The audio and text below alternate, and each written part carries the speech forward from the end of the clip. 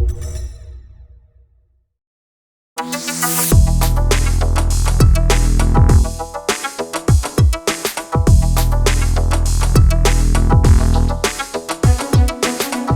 everyone to StructionSite Summit 2020. When our team was planning out marketing for this year, hosting our own virtual conference was nowhere on the radar.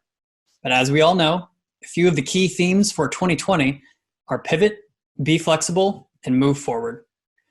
When it became apparent that COVID was going to change our plans, we had to get creative in thinking about how to get in front of all of you, our friends and colleagues that we would normally see at conferences. So here we are, our first ever virtual conference. And I'm really excited to kick off the day by welcoming Sasha Reed from Procore to the stage. And we'll be jumping over to see her in just a few minutes.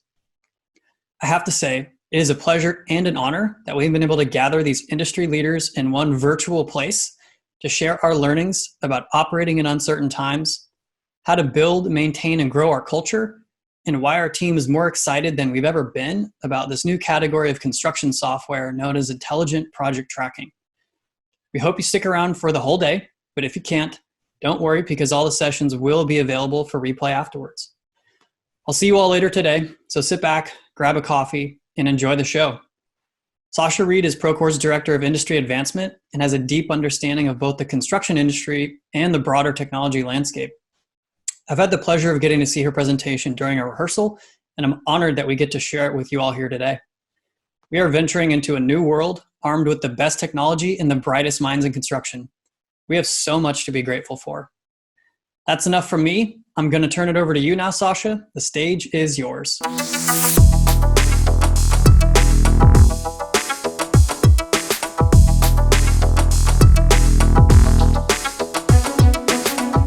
Welcome to the 2020 StructionSite Summit.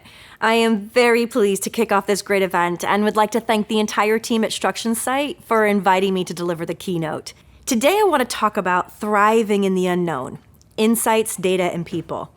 As construction continues to transform itself into a more modern industry, key shifts are taking place. And although we don't have a crystal ball to simplify decision-making, we do have the benefit of hindsight with lots of practical lessons learned over the last 10 plus years as we've embarked on digitally transforming construction. I want to share with you today some observations gathered over the last 17 years working in the construction industry. My hope is that in sharing a different perspective, you're challenged to deepen the insights you're gathering as you navigate uncertainty and chart your course into a new decade.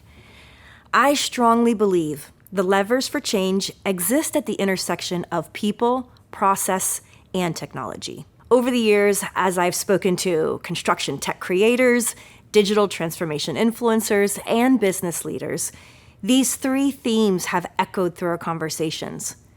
Where I've landed here in 2020 is that it's more apparent than ever that the promise of technology is only realized when we focus on the people we're solving problems for. For those of you who don't know me or aren't familiar with my work, let me tell you a little bit about myself. I'm the Director of Industry Advancement at Procore. My current day job is to lead the social impact team, otherwise known as Procore.org. This team is responsible for developing partnerships and programs to facilitate the donation of Procore's technology platform and implementation services for free. Our customers include nonprofit builders rebuilding our communities, university professors preparing that next generation of construction professionals, and union training centers tasked with the job of increasing digital literacy in the field. To date, 85% of accredited construction management university programs have access to Procore through Procore.org. With a focus on social impact, we also advocate on behalf of women in construction and host various conversations around the topic of inclusion and diversity. Specifically, how construction firms can become the employer of choice by creating a culture that retains and promotes the diverse workforce already at work on their projects. And finally, believing that virtual on-demand training is an essential tool to upskill the existing workforce, we provide free accredited construction education. To date, our courses have reached over 54,000 construction professionals. Prior to my role at Procore, I actually started in industry in a small specialty contractor in Southern California. It's there that I learned firsthand how technology can level the playing field for some smaller players. It taught me that not only can we attract a younger workforce, but we can also improve deliverables overall. To be fair, it also allowed me to see the challenges that many specialty contractors face as they grapple with a low-margin business in a rapidly evolving sector. In 2007, I made the pivot from construction into technology by starting with a small tech startup poised to disrupt paper drawings. Over the next 12 years, I learned that putting the customer at the center of your universe not only catalyzes growth, but it creates a culture-driven business model that eats strategy for lunch. During my time at Bluebeam, I assisted the CEO in creating the go-to-market strategy, focused on growing the business through a consultative sales approach. And we had the distinct pleasure of working alongside customers to develop new industry standards to improve digital deliverables.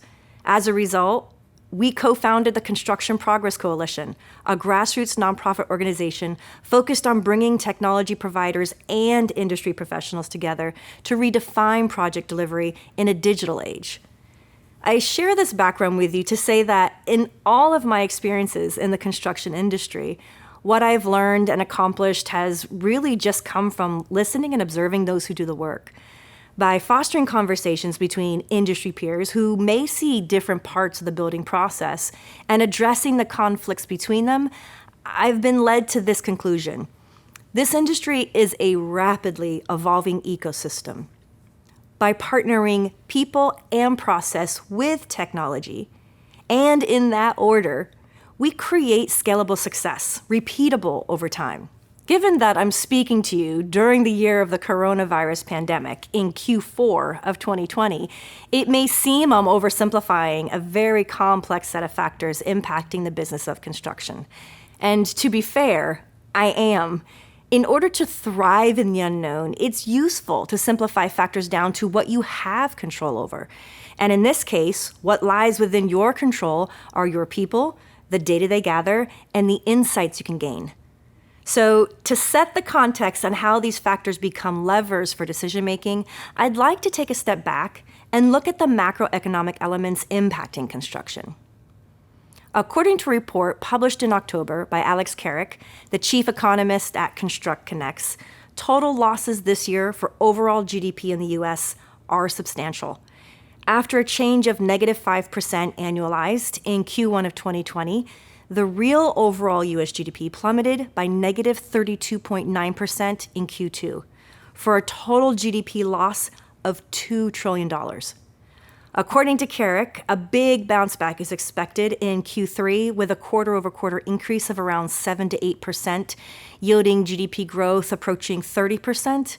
But Carrick warns us that this is deceiving and it's definitely too soon to uncork the champagne. A better look is offered through the job market report. September's numbers show a third straight month of deceleration, with the labor market losing steam.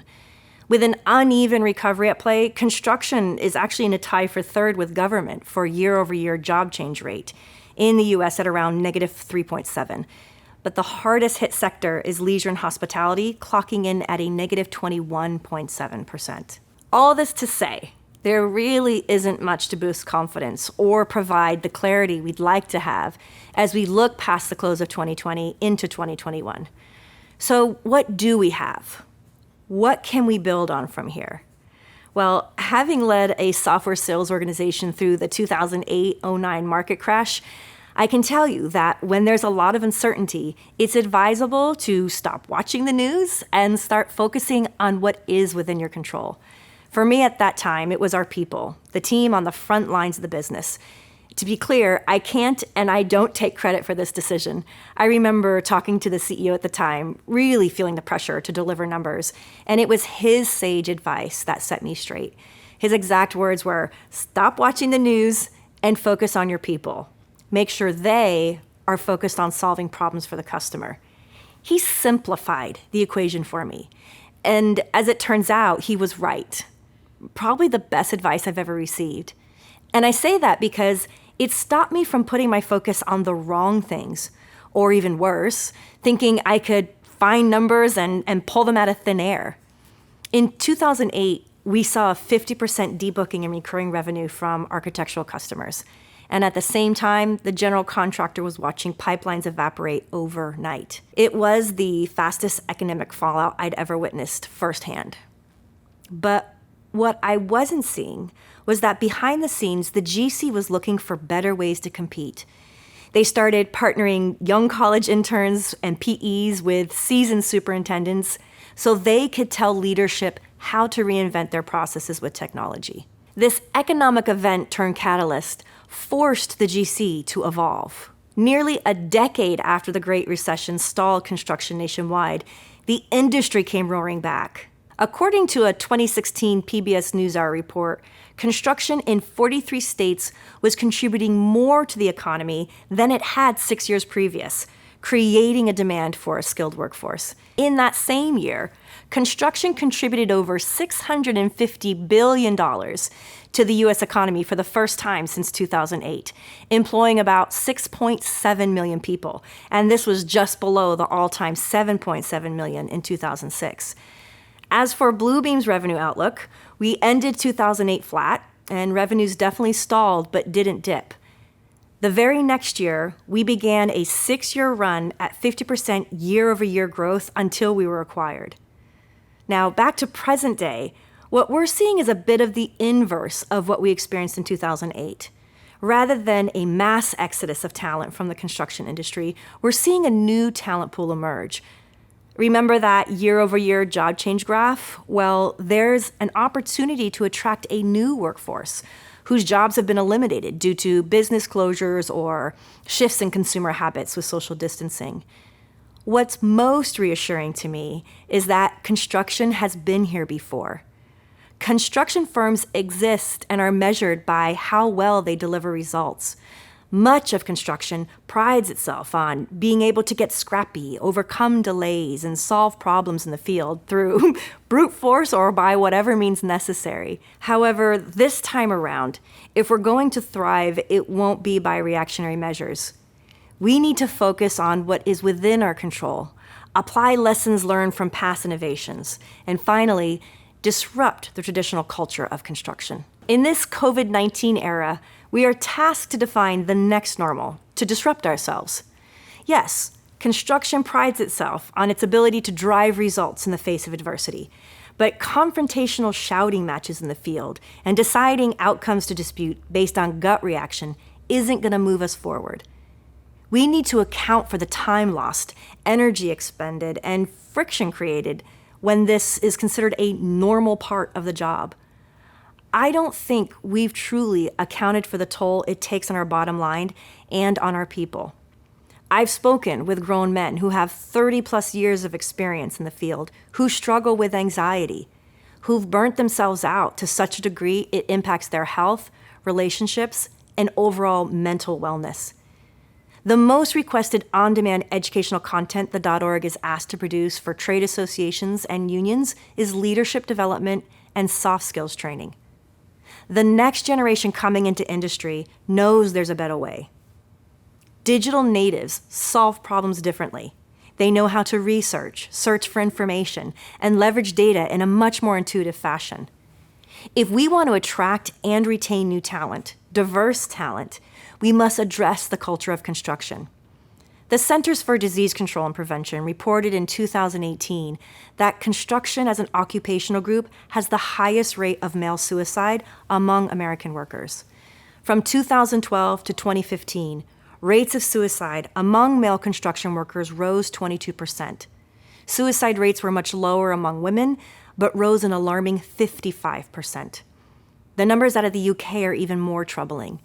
The suicide rate for a low-skilled male in construction are 3.7% higher than the national average. It's reported that there are more deaths in construction caused by suicide than falls in the UK.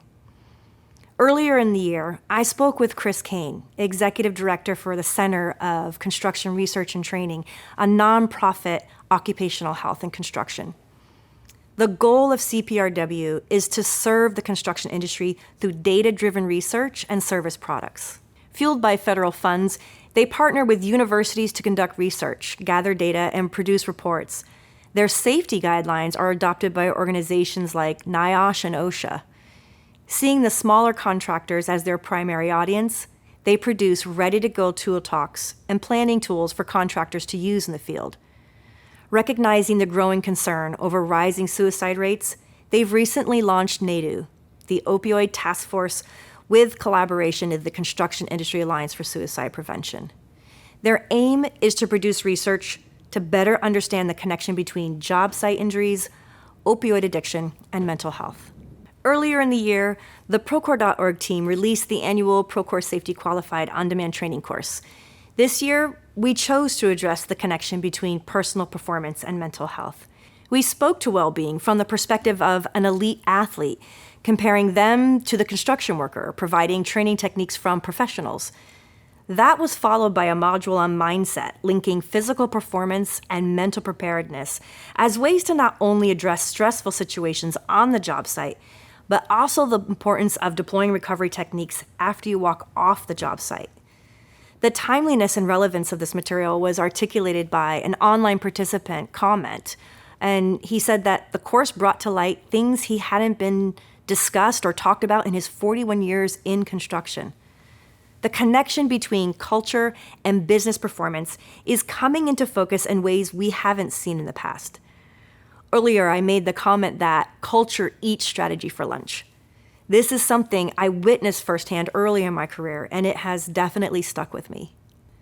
The culture of construction has to evolve if we're going to address these growing concerns for workers' well-being. Awareness and intention has to start at the leadership level. We have to account for the toll that the traditional construction culture has on our people and ultimately our bottom lines. Procore recently launched an immersive 2.5-day executive workshop called Culture Academy. The intent here is to create a forum for executives to step back from the business, connect with peers, and define their culture strategy, recognizing that culture drives business and business drives culture. Chris and the team from CPRW reached out to Procore because they were excited to see what we're producing. They want to explore the potential to solve these challenges together from the perspective of data and education.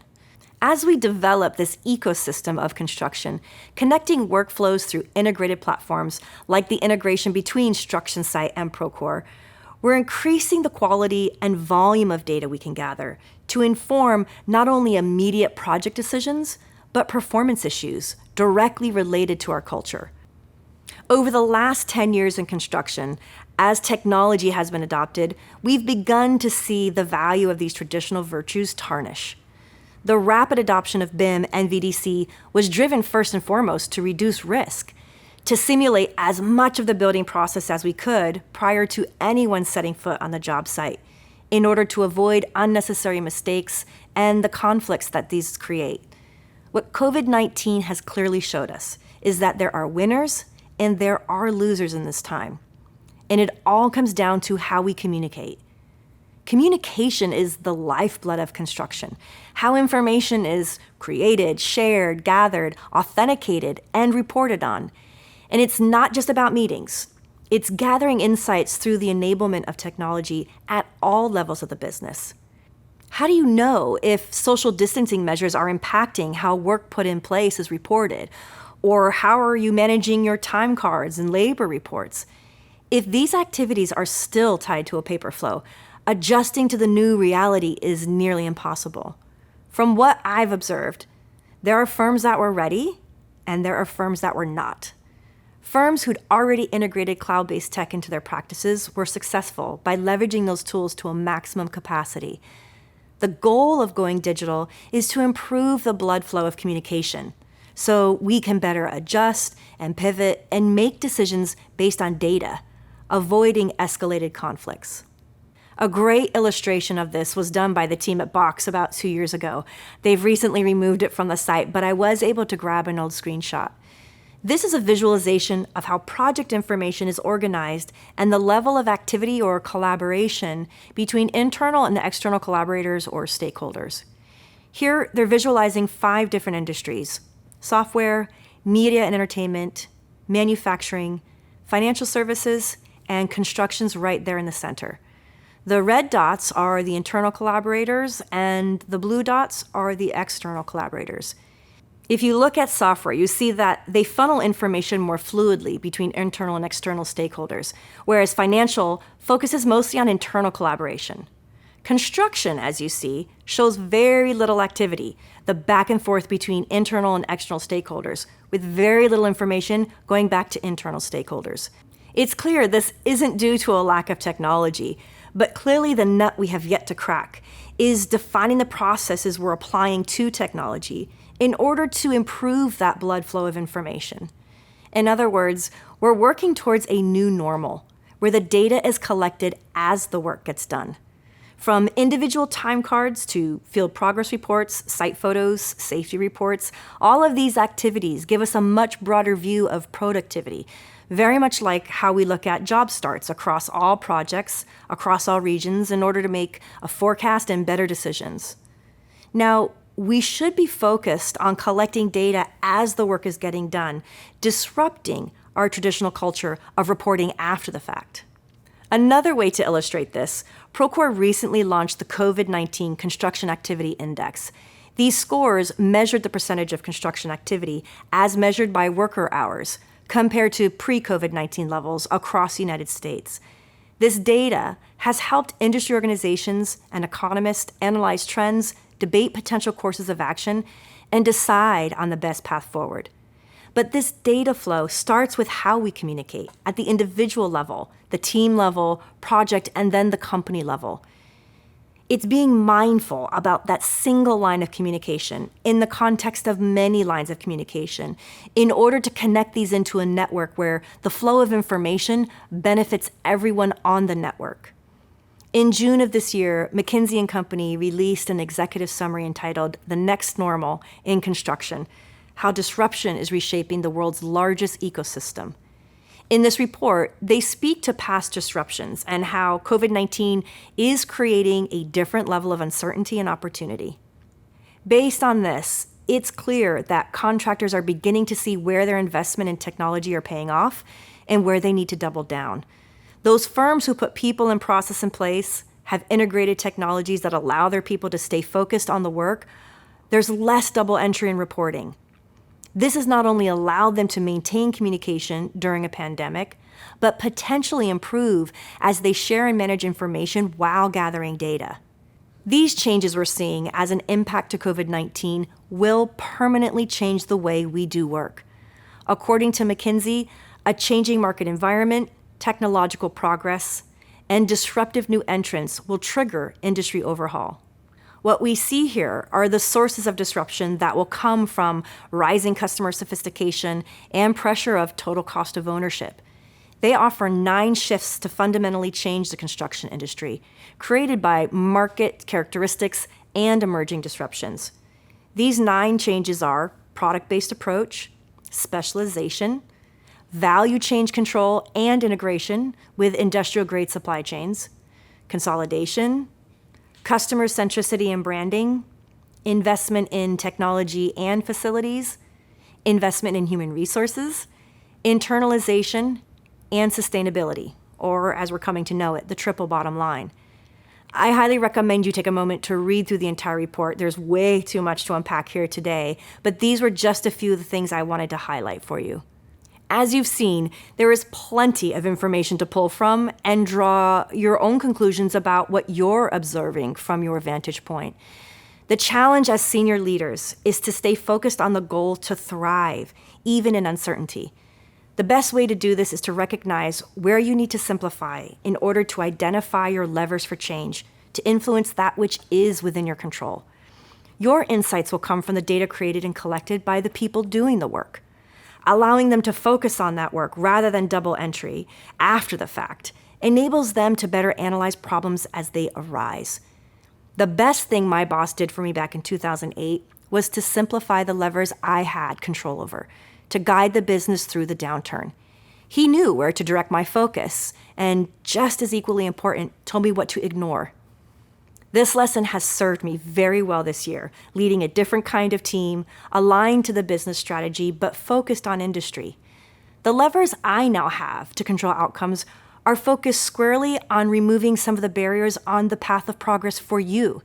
By donating software to educators, we're ensuring students graduate tech-enabled and field-ready. By creating free, on-demand continuing education, we're allowing you to maximize your ongoing education initiatives and upskill your existing workforce. By fostering conversations around advocacy, we're creating space for leaders to disrupt the culture of construction with the intention of thriving.